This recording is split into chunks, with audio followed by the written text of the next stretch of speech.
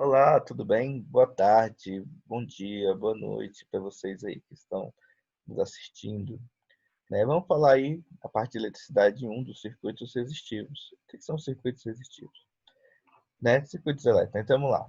Em um circuito elétrico, a carga é o nosso produto final, ou seja, ela é convertida em energia elétrica e outras formas de energias utilizadas no dia a dia.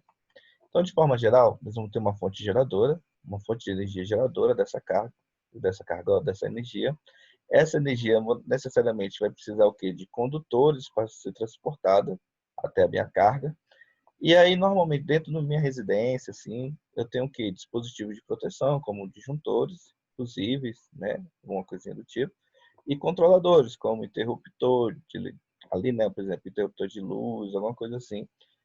Uma botoeira para ligar e desligar, né? Um controle para esse circuito fechar ou não, entendeu? E eu vou ter uma carga. O que seria a carga? A carga são todos os elementos que vai transformar essa energia em outro tipo de energia, como, por exemplo, um chuveiro elétrico, esquentar água, um ferro de passar, uma lâmpada, acender. Isso aí o que? São ideias de carga elétrica. Então, a fonte pode ser o quê? Bateria, geradores, enfim, né? Pode ser N formas possíveis e a carga a gente se comporta dessa forma. Seria o quê? Seriam elementos que vão consumir essa energia, vão transformar essa energia em outra coisa, tá bom? E aí nós temos, dentro do conceito de eletricidade, nós temos alguns tipos, né? Que seriam as resistências, capacitâncias e indutâncias. As resistências são as que transformam aquela energia, né, normalmente por efeito Joule, ou seja, por efeito de calor. Normalmente elas são feitas para fornecer calor, né? Inclusive até a lâmpada, né? Essa lâmpada incandescente, aquelas lâmpadas antigamente, embora ela tivesse uma boa luminosidade, né? Elas foram criadas também para calor, né? Então, tipo, foi como se fosse um projeto meio errado, mas que revolucionou bastante, né? Com a criação dessas lâmpadas para finalidade de iluminação e não para aquecimento. Então, nós temos na parte resistiva eles, né? Nós temos na capacitiva os capacitores, alguns controladores que têm muitos componentes capacitivos. Os indutores, na parte indutiva, indutores, né? Tem alguns que utilizaram até em torre de transmissão, enfim, assim como os capacitores. E temos também, dentro deles aqui, por exemplo, motores. Ou seja, quando a gente tem um enrolamento ali, né, uma bobina, alguma coisa ali que eu tenho muito fio enrolado, que vai passar aquela corrente, normalmente eu tenho um comportamento de indutores ali, né, uma forma indutiva aí no meu sistema. E então, né, como a gente está na parte de eletricidade um, nós vamos ficar mais focados antes, dentro dessa parte da resistividade, tá bom? Nós não vamos focar tanto nem na capacitância nem na indutância. Então, nessa parte de resistividade, o que é que nós temos? Que as cargas resistivas têm por objetivo limitar a corrente que passa pelo circuito. Quando não tem uma carga para alimentar a corrente que passa pelo circuito, a minha fonte ela vai gerando a corrente de forma indefinida, né? Enquanto o fio aguentar, ela vai passando corrente. Se eu não tenho nada para limitar, a gente chama isso de um curto-circuito, né? Eu não tenho nada que vai impedir a passagem de corrente ali no meio. A minha resistência ela tende a zero. E quando a minha resistência vai para perto de zero, a minha corrente vai para perto do infinito, de tanta corrente que passa, né? Ou seja, se a gente tivesse algum elemento na natureza que suportasse até o infinito de corrente, né? Provavelmente ali passaria, né? Infinito que uma infinita carga, não uma infinita carga, uma infinita corrente elétrica ali no meu circuito. Então, são bastante empregados como dissipadores de energia, né? Consumindo toda a energia fornecida pela rede, em sua grande maioria por efeito Joule. Efeito Joule é o efeito de calor, né? Ou seja, do chuveiro elétrico esquentando, da lâmpada. Incandescente, embora solta luz, ela emite muito calor. Ferro de solda, né? Ferro de passar, são exemplos de cargas resistivas. Resistores são componentes de circuitos que limitam a corrente e pode transformar energia elétrica em energia térmica. Então, essa é a ideia das resistências, né? Transformar a energia elétrica, limitando a corrente, né? Limitar a corrente, transformando a energia elétrica em, por exemplo, calor. Existe essa simbologia para os resistores, né? Os resistores, toda vez que tiver essa simbologia que nós estamos determinando que ali existe um resistor. né? Ele pode ser dado por esse retângulozinho, que a gente dá o nome de componente, tá bom? Então, ele pode ser dessa parte fixa, né? O resistor com uma resistência fixa, essa resistência não vai mudar. Ele pode ser um reostato, que eu vou ter o quê? Vou ter vários níveis de resistência nele, e aí eu vou poder variar essa resistência no meu circuito, né, utilizando esse reostato. E ele pode ser da forma de potenciômetro, que aí em vez ele vai ser o quê? Um limitador de potência, beleza? Aqui você consegue trabalhar as resistências dele, né, travando elas. Aqui você vai fazer um limitador de potência. Potenciômetro, por exemplo, aquele regulador de volume de som, por exemplo, né? Quando a gente aumenta ou diminui o volume, na verdade a gente está trabalhando com o potenciômetro, tá bom? Falando um pouquinho das associações dos resistores, nós podemos associar eles de algumas formas. Entre elas, nós temos a série, né, que seria o quê? Esse circuito que o que a minha corrente não apresenta outro caminho, né? Olha aqui, ó.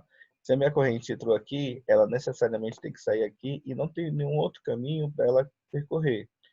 Eu posso ter ele paralelo, né? Paralelo, a minha corrente para me chegar desse outro lado aqui, ela tem vários caminhos que ela pode percorrer. Ela pode descer por aqui, ela pode descer por aqui, ela pode descer por aqui e vir para cá.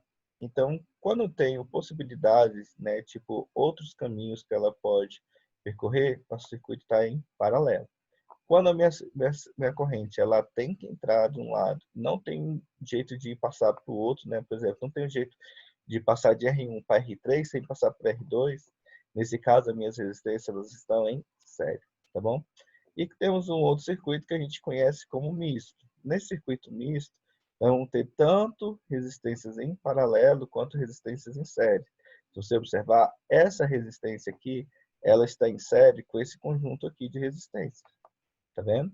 Então, quando eu descubro o equivalente desse aqui, necessariamente eu vou ter que somar com essa resistência aqui. E após somar esses dois circuitos, nós vamos ter o quê? Um circuito paralelo com esse aqui. Então, essa resistência aqui estaria em paralelo com esse conjunto aqui, ó, todinho. Tá vendo?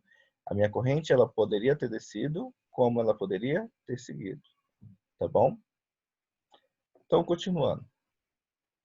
Quando nós temos as resistências em série, que meu circuito só tem um caminho, como é que eu calculo essa resistência total do meu circuito? A resistência total do meu circuito ela vai ser a soma dessas cada uma dessas resistências. Vai ser o R1 mais o R2 mais o R3, né? Essa resistência a gente também pode dar o nome de resistência equivalente, tá bom?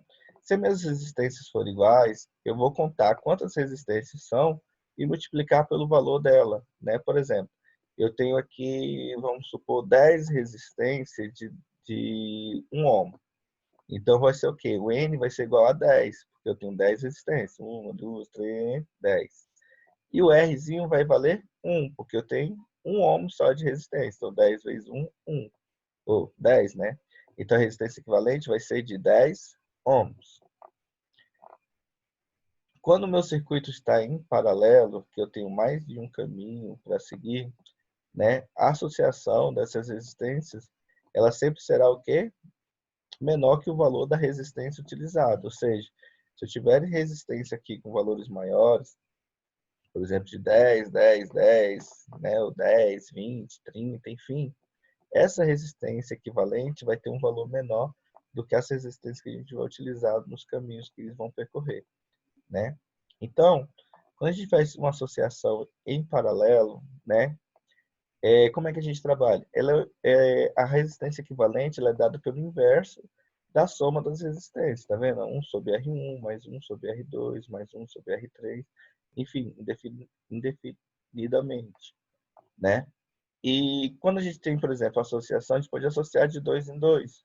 Porque associado de 2 fica um pouco mais tranquilo de fazer, né? Porque a gente tem o quê? Que a resistência equivalente, quando a gente associa de 2 2, é dado por quê? Pela multiplicação dos dois, o produto, né? R1 vezes R2, dividido pela a soma dos dois, R1 mais R2.